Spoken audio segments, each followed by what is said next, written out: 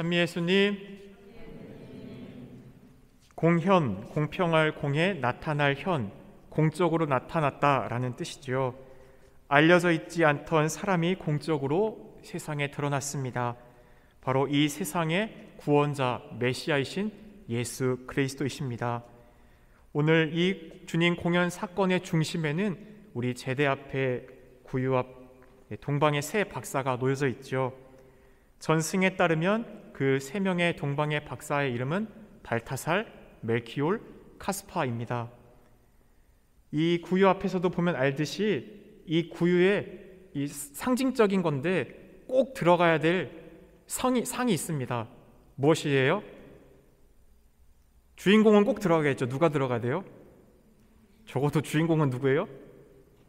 예수님은 꼭 들어가야겠죠. 근데 이 예수님과 나머지 건 다 없어도 꼭 들어가야 될 두 개가 있습니다. 뭘까요? 아시죠? 1번 마리아와 요셉, 2번 소와 당나귀. 자, 1번 마리아와 요셉. 역시 눈치가 빠르시군요. 다들 알아들으셨지? 소와 나귀는 꼭 들어가야 됩니다. 왜냐하면 이 땅에 오신 아기 예수님의 구세사의 목적을 표현하는 것이 상징적으로 소와 나귀입니다. 그렇게 성탄과 관련된 성화나 이런 구유를 보면 반드시 있습니다. 여러분, 우리 신자분들이 자세히 안 봐서 그렇지 늘 있어요. 소는 유대 민족들이 늘 하느님께 바쳤던 번제죠. 바로 유다인들을 위해서 구원자로 오셨던 상징이고, 나귀는 고집센 이방의 민족들을 뜻합니다. 그렇기에 소와 나귀가 늘 옆에 있어요. 곧 예수님께서 유다인들의 구원자로서 먼저 오셨지만 유다인들만을 위해서 온 게 아니라 결국은 누구에게까지 복음이 선포돼요? 이방인들, 그러게 온 인류의 구원자로 오셨다라는 상징이 바로 소와 나귀입니다. 그래서 오늘 이 땅에 오신 예수님, 그분의 복음의 선포가 유다인들에게 먼저 전해지지만 궁극적으로는 이방인들에게까지 복음이 선포된다라는 것을 미리 보여준 사건이 이 동방에서 찾아온 박사들의 사건입니다. 온 인류에게 오늘 이 공연을 통해 우리에게 기쁨이 열렸습니다.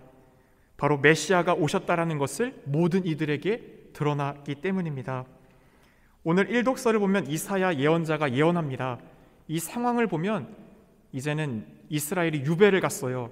나라에서 잃고 타국에서 정말 제대로 된 성전도 없이 경신례를 지내지 못하는 가운데 이제 그들이 다시 너희들의 고향으로 돌아가서 성전에서 하느님께 경배드릴 그 날이 온다라는 것을 선언하고 있습니다.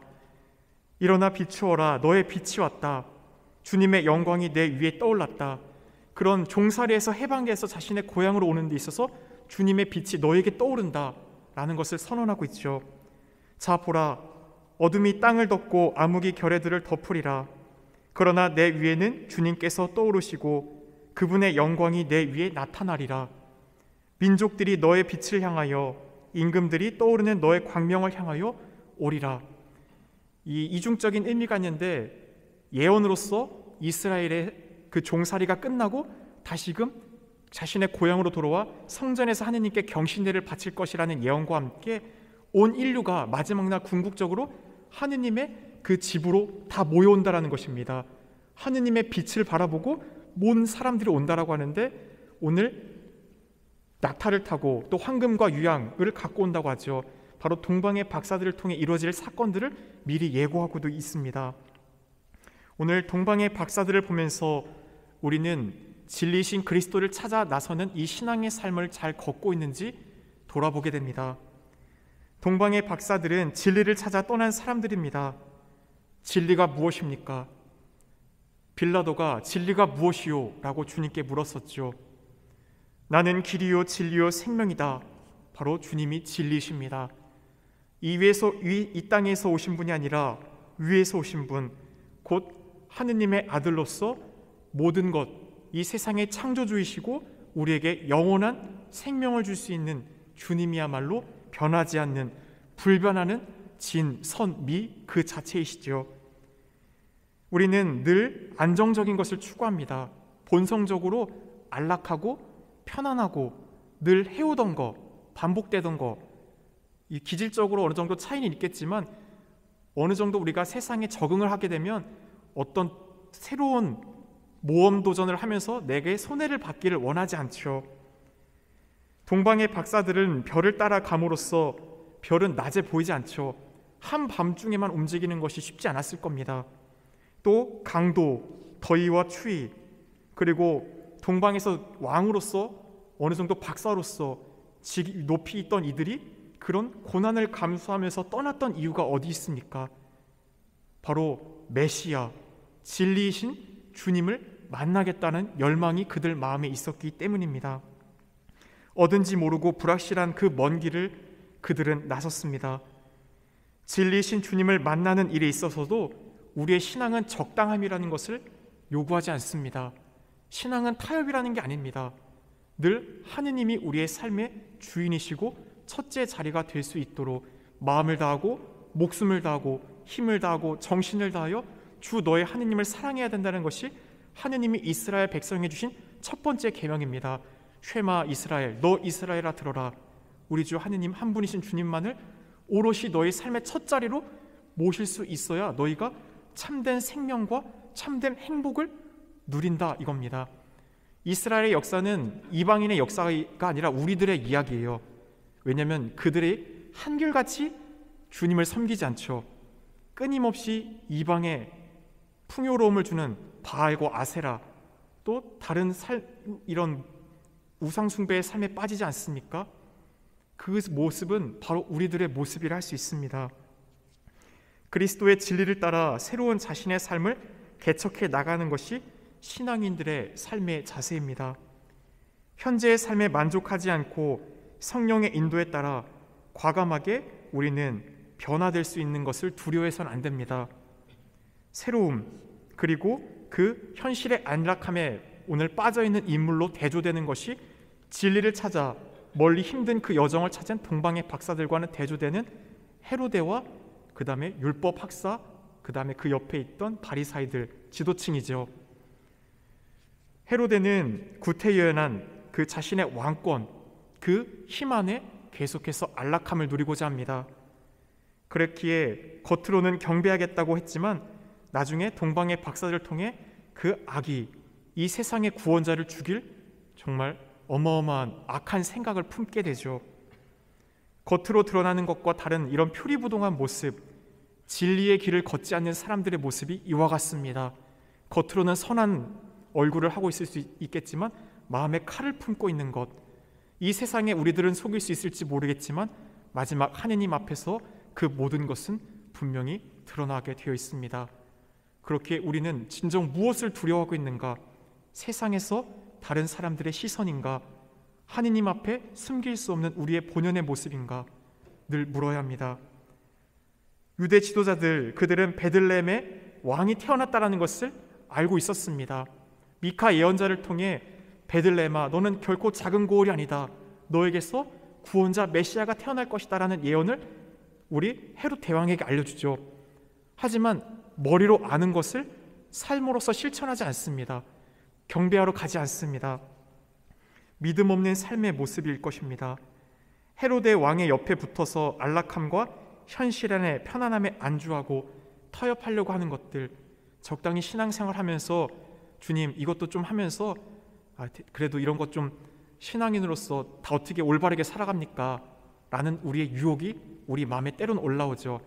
적당히 신앙생활하면서 현실과 타협하는 그런 모습들이 바로 오늘 모습에서 보게 되는 그 유대 지도자들의 모습일 것입니다. 더불어서 헤로데는 베들레헴 일대에 사는 2살 사내 아이들을 모두 학살하는 참으로 악행을 저지르게 됩니다. 우리도 진리이신 그리스도를 따라가지 않으면 그런 인간으로서 할 수 없는 악의 끝을 걸어가게 될 수 있음을 늘 또한 주의해야 합니다. 진리, 그것은 대단한 것이 아닙니다. 예수님께서 아버지의 말씀이 곧 진리입니다 라고 대세자의 기도를 바치면서 했었죠. 주님의 말씀, 하느님의 입에서 나오는 것이 바로 우리를 구원으로 이끄는 진리의 말씀입니다. 복음을 듣고 기뻐하며 실천하는 사람들이 행복한 사람들입니다. 행복하여라 마음이 가난한 사람들, 하늘나라가 그들의 것이다 라고 했습니다. 영이 가난할 때 곧 하느님을 삶의 첫 자리로 모실 줄 아는 사람들은 작은 것 안에서 하느님의 손길을 발견하고 만족하고 감사할 줄 압니다. 그렇게 일상의 삶 안에서 기쁨을 누리고 이 지상에서부터 하느님 나라를 맛보며 살아가는 행복을 얻게 됩니다. 우리들도 진리이신 주님, 마지막 날 우리가 죽어서야만 얻게 되는 것이 아닙니다. 우리가 이 땅에서부터 하느님 나라를 삶으로 실천할 때 그 진리를 우리는 누리게 됩니다. 바로 주님께서 주시는 빼앗길 수 없는 내적인 평화, 그 기쁨, 그것은 머리로서가 아니라 내 삶으로 실천해 본 사람들이 알게 되는 것이겠죠. 주는 것이 받는 것보다 행복하다라는 그 말을 머리로는 알겠지만 실제로 해봤었을 때 내 안에서 터져 올라오는 그 나눔의 기쁨을 체험한 사람만이 누릴 수 있는 진리입니다. 진리라는 것, 그것은 변하지 않습니다. 불변하시는 주님이 진리임을 우리는 기억해야 합니다. 오늘 동방의 박사들은 별을 찾아 떠났습니다. 별은 밤길을 여행하는 사람들에게 안내자 역할을 합니다. 이런 실크로드가 발견될 수 있었던 것도 이런 한결같은 북극성, 늘 이 방위로서 오늘날은 우리가 첨단 문물이 있지만 그 당시 때는 이 별이야말로 모든 사람들을 이끌어 주시는 가장 안전하고 확실한 안내자였죠. 우리를 인도해주고 있는 별은 무엇입니까? 우리는 어떤 별을 바라보며 우리의 삶의 지상을 가고 있습니까? 그 별이 지금 우리를 어디로 인도하고 있습니까? 이 생각을 더 뛰어넘어 지금 우리는 다른 이들에게 별이 되어주고 있습니까? 누군가를 그리스도께 인도해주는 그런 빛나는 별이 되어주고 있습니까? 우리는 사람들을 그리스도께로 이끌어가는 하나의 표징, 곧 별이 될 수 있어야 합니다. 별은 스스로 빛을 내지 않습니다. 못하죠. 우리의 존재의 모든 것이 하느님께로부터 비롯되었듯이 우리가 발산하는 그 빛도 결국은 우리의 잘남, 능력이 아니라 하느님께로부터 온 것임을 우리는 겸손되이 인정해야 합니다. 믿음은 우리의 삶에 빛을 내어주는 하나의 가장 소중한 등불이라 할 수 있습니다. 구원에 이르기 위해서는 하느님을 향한 우리의 믿음의 불이 꺼지지 않아야 합니다. 이 지상의 삶의 환난, 또 고통, 많은 어려움 속에서도 구원자이신 그리스도께서 우리를 가장 큰 최선의 길로 또 우리를 함께하고 있음을 우리는 늘 믿음을 잃지 않아야 합니다. 그리스도께 대한 확고한 믿음은 우리의 기쁨을 이끌어갑니다. 그리스도께 대한 믿음을 우리가 포기하는 순간 우리의 영적인 생명은 점점 사그라들어 갑니다. 결국 영적 죽음, 하느님을 주인으로 섬기지 않게 되고 우리가 헤로데처럼 그 옆에 있던 지도자들처럼 이 지상의 것에 우리의 시선이, 우리의 마음이 점점 끌리게 되는 것은 우리가 하느님을 향한 믿음을 잃어갈 때입니다. 그렇게 우리의 믿음이 날마다 조금씩 성장해 가고 있는지를 우리는 잘 성찰해야 합니다. 물질적인 재산은 나누어질수록 줄어들겠지만 믿음은 그렇지 않습니다. 믿음은 나눌 때 우리 안에서 믿음이 더 커져갑니다. 믿음을 나눈다라는 것은 우리의 신앙을 다른 이들에게 전하는 것입니다. 예수님을 향한 믿음이 커질수록 우리는 주님의 빛을 잘 받아들여 반사합니다. 하느님께서는 우리가 각자가 그리스도께로 우리를 이끌어가는 별이 되도록 우리를 불러주셨습니다. 그러기에 우리도 믿음의 등불을 켜고 다른 이들을 안내할 수 있는 신앙의 등불로서 빛이 되어줄 수 있도록 노력해야 합니다. 오늘 복음의 끝을 보면 동방의 박사들은 헤로데에게 돌아가지 말라는 지시를 받고 다른 길로 돌아가게 되죠. 이 주님 공연 대축일, 공적으로 드러나는 데 있어서 가장 큰 사건들이 바로 동방의 박사들과 내일 우리가 보내게 되는 주님 세례축일, 그리고 카나의 혼인잔치, 이 세 가지가 예수님이 공적으로 드러나는 가장 큰 세 가지 사건입니다. 이 세례를 받을 때 삼위, 바로 하늘에서 성령이 내려오시고 이는 내가 사랑하는 아들, 내 마음에 드는 아들이다 라는 공적인 삼위의 표현이 나오죠. 겸손되이 자신을 낮춰 세례를 받았던 예수님께서 드러나고, 또한 이 동방의 박사들과 함께 카나에서 물을 포도주로 바꿨던 첫 기적을 통해 제자들이 주님이 메시아임을 믿게 됩니다. 우리들도 이런 하느님의 세례를 통해서, 그리스도께서 베푸신 세례를 통해 하느님의 자녀가 되었으면 이제는 그 이전의 길을 걷던 사람들이 아닙니다. 새로운 그리스도의 길을 따라 걷는 이들이 그리스도인들이에요. 그들은 다른 길로 자기 고장에 돌아갔다라고 합니다. 고장, 우리의 고장은 어디입니까? 우리가 돌아가야 할 곳이 어디입니까? 우리의 집이 어디 있습니까? 우리는 하느님께로 왔고 하느님의 품이 우리의 고장입니다. 그렇게 그 전에 걷던, 인간 세례를 받기 전에 지상의 인간으로서 걷던 길이 아닌 다른 길로 돌아갔다, 바로 다른 삶을 살기 시작했음을 오늘 복음을 통해 우리는 묵상하게 됩니다. 이전의 일상으로 돌아갔지만 이전의 죄로는 돌아가지 않았음을 또한 표현하는 것이기도 하겠죠. 그리스도를 믿음으로써 우리는 회개하고 완전히 새로운 삶을 살겠다, 바로 그리스도를 우리 위에 입듯이 그리스도를 따라 살아가겠다라는 것이 바로 신앙인입니다. 오늘 동방의 박사들이 진리를 쫓았던 것처럼 우리도 진리이신 그리스도를 쫓아 마지막 최종의 그 고향을 갑니다. 그리고 우리도 다른 이들에게 빛을 안내하며 함께 가는 겁니다. 신앙은 혼자만이 가는 게 아닙니다. 나 혼자 가는 것도 나 혼자 가려고 하면 힘이 빠지겠죠.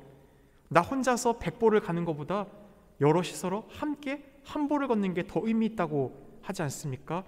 그러기에 다른 이들, 오늘날 신앙을 잃고 있는 우리 주위에 얼마나 많은 이들이 있습니까? 그들에게 우리가 별이 되어줄 수 있고 하기 위해서는 그리스도를 입어야 합니다. 그것이 새로운 삶을 사는 우리들의 모습이 될 것입니다. 잠시 묵상하겠습니다.